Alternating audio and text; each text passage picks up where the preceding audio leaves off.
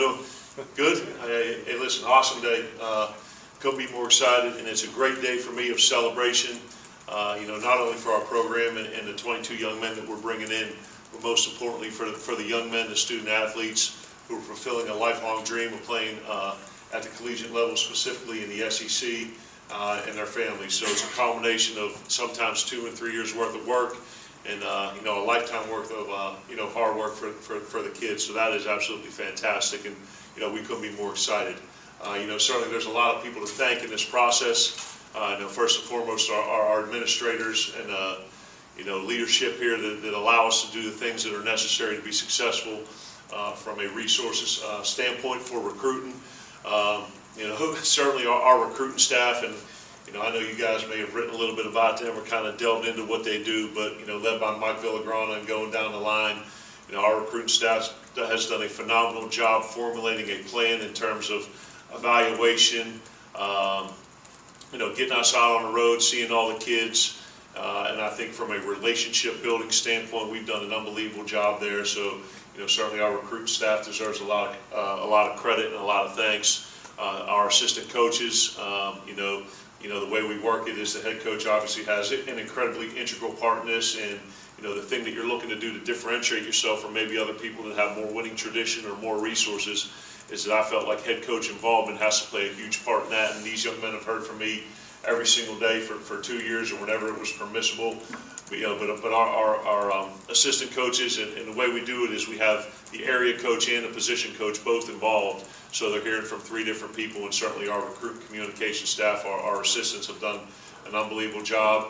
Certainly want to thank the high school coaches in the great state of Mississippi and the surrounding areas for their belief in us, belief in our program, and entrusting us to carry on the work that they've done to the parents and to the young men and to their families. It's just very, very humbling and very rewarding that you have the type of players. And Hayden Fry, who just passed away, he had an old saying that you recruit your own problems, and I kind of look at that in a little bit different way. I think you recruit your own solutions, and then something in terms of checking off boxes. First and foremost, the kid has to have the athletic and football ability to help you win at this level, to win in the SEC and compete for a national championship. So all of our guys check off that box.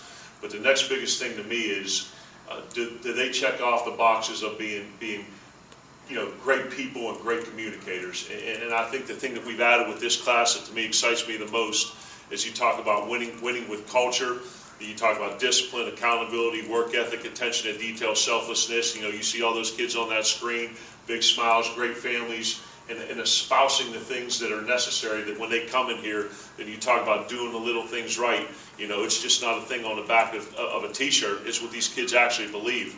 And now for 3 classes back-to-back, 3 straight, top 25 classes, building on the momentum of 2 8 bowl wins, building on the momentum of 10, straight bowl games, 2 under this staff, and I think Coach Sherrill was the last one to have 2 in his first 2 years. And all the things, just the momentum and the positivity, it's all very, very exciting. And certainly, and honestly, most importantly, but our fans play a huge role in this too. And when you talk about the fan support here at Mississippi State, not just out in the state, but here in this building, and the number of kids that we had at the Egg Bowl, or the number of the kids that we had and the fans that we had, and they talk about the atmosphere at this game. Our fans play a huge part in that, and I love our Mississippi State fans, and we've used the term family here a lot at Mississippi State, and and I believe that's true. And I come from I'm one of 3, and my dad's one of 8. And here's the thing with family. Everything's not always going to be peaches and cream. It's not going to be, sunshine and unicorns. There are going to be disagreements. Sometimes I'm going to disagree with what my brother says. Sometimes he's going to disagree with what I have to say.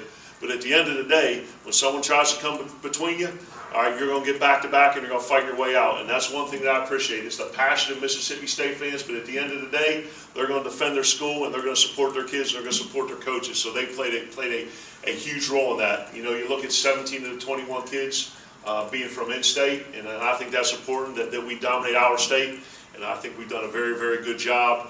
making sure that, the message that we sent, we want to keep the top talent at home, where it's not like a place where a kid's born in the state and he has a talent and the expectation level is that he goes out of state and he goes somewhere else. That's part of been my philosophy here, that we got to do whatever we can to keep the best players in the state of Mississippi home and turn this into a place where kids don't have to go other places, where they could be Jeffrey Simmons, where they could be Kylan Hill, where they could be the type of kids that can achieve all their dreams athletically, academically, and socially at their state university and turn this into a championship program that we win the SEC and we compete for a national championship. I'm sorry, I'm getting fired up. All right, but it was a huge day. Great job by Bill and his staff as well, and our marketing and social media. But we can delve into some of the specifics. But great day to be a dog, and great to add 22 tremendous kids and their families to our program.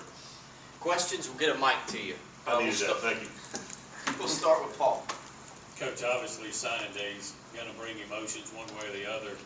A lot of anxiety, a lot of nervous feelings until you see those faxes roll in and it's official. But the impact of getting all 22 guys in the early signing period. I think last year you only signed 12 or 13 in the early signing period. Sure and that did. left for a lot of anxious Consternation. Exactly. Hand wring. Yeah, I'm with you.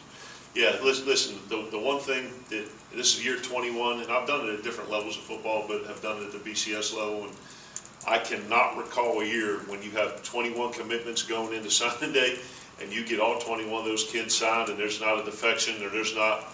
See, we got one good surprise today, but no bad surprises, and I think, once again, that's a testament to the coaches in this state and the surrounding states. It's a testament to the parents and the players and their belief in us and the direction of this program and where we're going.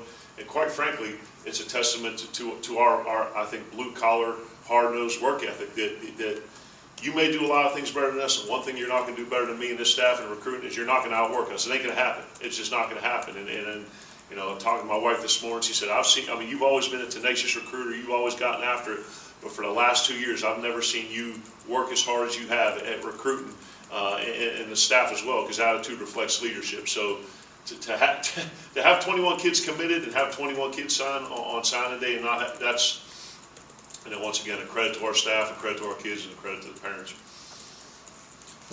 Joe, mainly, a lot of junior college players, mainly at defensive end and receivers. That just kind of help bridge a gap at those two positions. Yeah.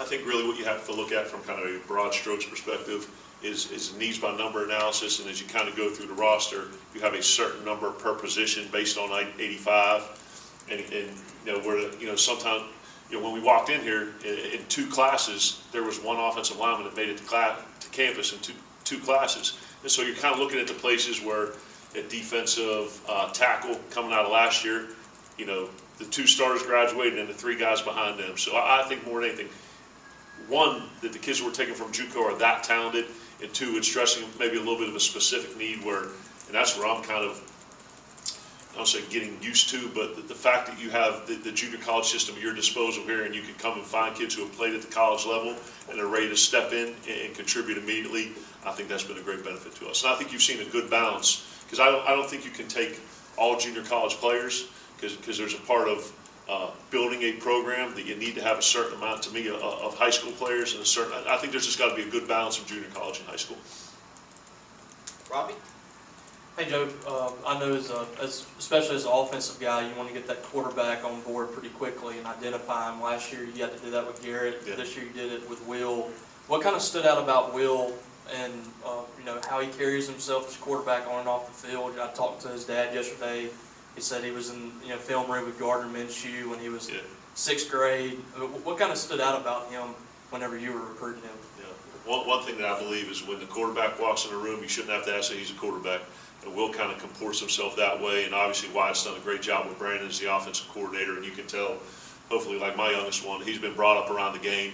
So when you're talking to Will about preparation and the things that are necessary for a quarterback to have success, not just at the high school level, but at the college level, and not just the college level, but the SEC, you're not going to have to ask Will to come in and watch extra film. You're not going to have to ask Will to go to the field and throw extra routes. You're going to actually have to say whoa rather than sick him, and that's what I love about him. Big, athletic, strong arm, and will continue to work and get better. And you just saw what he did during the season for Brandon, and certainly what he did in the Miss Al game was, to me, pretty dang impressive at the end of that game.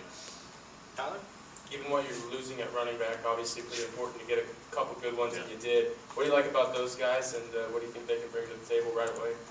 It was good, as look, to have Kareem come in last year as a junior college guy with Aries graduating, and now, Kylan and Nick. So you have Kareem, who's kind of an older guy, Lee Witherspoon. I think all of us could sit here and agree that that kid's he's going to be pretty special. And now to add Jaquavius and Dylan in the fold, one a 4-star guy, one a 3-star guy that should be a 4-star guy. I think those guys are a great mix, and kind of, the one thing in this system we've had over the years is a tremendous amount of success at the tailback position, and kind of the ingredients that you look for. The intangibles and the tangibles, I think both of those guys can come in and have an opportunity to contribute early, and historically speaking, that is a spot in this offense where true freshmen like you saw from Lee this year can come in and play right away. Joe? Now that you've done kind of all the heavy lifting with so many guys in this class, what's kind of left to do between now and February? Now in February, we're going to have a certain amount to give, moving forward. Talking to Mike Villagrana and Matt Wilson and Rod and them, and, on my desk tomorrow, I want the top available players at a junior college, a grad transfer, and a high school level at certain positions that we're going to target. We're going to find out who they are. We're going to go like hell after them to try to fill those remaining spots. And, I'm on to 21. So, I've been recruiting those kids. So they've been identified, and they're being recruited very hard. So, this thing's going to end, and we're going to get to going on the remaining 20s, and we're going to recruit the heck out of the 21s. David? Goes play off of Tyler's question a little bit, but when Kylan announced he was going in the draft, did you know already you were going to sign 2 running backs, or did you kind of scramble at the last minute to get one of the other? Yeah, this had been the plan. We were going to take 2 in this class this year. The number, as you mentioned, needs by number at tailback is always 4 to 5, and that's we're going to always carry 4 to 5 on our roster. Brian? Malik Heath's journey to Mississippi State has been a long one, I'm sure as Paul will attest to. How imperative is it for him or for Caleb to come in as a JUCO receiver and be an immediate impact guy? Yeah, both of those guys, in terms of, you look at other teams in the SEC and what they play with, and you look at the kind of the physical attributes and the size and the speed and the skill level of outside receivers who have had a ton of success in this league. And I think, Malik and Caleb both check off, all those boxes. I think you kind of look at them from, Caleb's 6'5", 200 pounds and runs sub 4.5. He may need a little bit more development and seasoning. At South Delta, I think he was a 1,200-yard receiver coming out of high school, had a ton of touchdowns, a little bit lower level of football, then went on to Holmes where they run the triple. So, we're excited to get him in and develop him. I think he could play definitely one of the outside receiver positions. And Malik is a guy that's got all the tools. He's got all the talent. He's just going to have to come in and compete and work and learn the system. But certainly 2 guys, when you talk about continuing to work on the improvement, the explosiveness, and the efficiency of the pass game, guys who can come in and make an immediate impact. Any other questions? We'll go to Paul, and then we'll go to Tyler. Coach, obviously looking at the breakdown, pretty balanced class with 9 on offense and 11 on defense. When you see guys like Cameron Threeve and Emmanuel Forbes in the secondary that could line up at various positions, Yes. How do you go about doing that? You just wait till you get them in training camp or off-season workouts and just see where their strengths are? Yeah, I think you get a pretty good gauge based on their high school film and kind of their body type and their skill set. And the way that kind of football's going now, most teams play with 5 DBs on the field anyway. Very rarely do you see 21 or 12 personnel where you got true base personnel where there's 3 linebackers. And like Brian Cole and Abram, for example, playing the star position, that guy's got to be as much defensive back, or corner as he is safety, because most of the time you get matched on, Judy or Ruggs or Waddle or one of those guys, and if it's a man call, you got to be able to do them up and cover. So to me, it's, you're playing defensive back, you're starting as a corner, and then the evolution really depends on, the development and the need. You mentioned all the guys that you got in state, 17 and 21, I think you said. Is that right? 17 and 22. 22, I'm sorry, 21, I apologize. When you first came here, obviously you want to be able to recruit in-state. Do you feel like you've lived up to that expectation? And what have your experiences been like being so successful and getting a lot of the Mississippi State guys to come to Mississippi State? No, I think we've done a very good job. You know, obviously when we got here year one, I think I was hired on the 26th, and signing day wasn't that far away. And as much as that was management rather than evaluation and a relationship building, because that's something you had to do very quickly. But you look at last year's class and this year's class on top of it, and you go through the rankings and, you know, see who the top players in the state were and maybe some of the developmental guys. And I think that's part of the beauty of this state, that you're going to have guys who are highly ranked, and justifiably so, and you've got to do a great job keeping those guys at home. But this is one of the most unique states that I've seen where it's not oversaturated or over-recruited from a national standpoint, and you can go in and find a guy like Caleb Ducking who's got no offers, and he comes to your camp and no one knows about him, and he walks out of here with an SEC offer. So to answer your question, I think we've done a very, very good job in state. I know you're not going to get all of them, but once again, if we could just make a concerted effort between, you know, the coaches, the players, the families, and our staff to keep the best at home, then we can be like everyone else and do what everyone else is doing. And obviously, listen, I know it gets frustrating sometimes because you want to offer them all, but you can't. There's some that are good enough, but you just can't offer because of needs or because of numbers like that. But I promise you, we're doing our dangest to make sure that this thing starts inside out. And we're evaluating and developing relationships and doing our best to keep all the kids in state at home. And going off of that, speaking of relationships in there, you mentioned Dylan Johnson as a guy that kind of kept everybody together last year, probably Jerry and Jones. How important have guys like that been in making sure the chemistry is right and, you know, getting all those guys to stay committed to one goal? Yeah, there wasn't as much. I don't know if there'll ever be another jarring in terms of that, but there was probably a lot more keeping together that had to be done last year than this year, because we've been recruiting this class for a lot longer. So I think the relationships were there between the coaches and the families, between the coaches and the players, and quite frankly, between the players and the players. One of the things I remarked on the official visit weekend, where almost all the kids in this class were here, that when this year's class was interacting with J-Dub and DeMonte and Pick's class, it almost seemed like that it was one class. And I think that's to me is the harbor. It's something special is brewing when there's, you know, it almost seems like that was one class that's been recruited. So that's definitely a very solid foundation.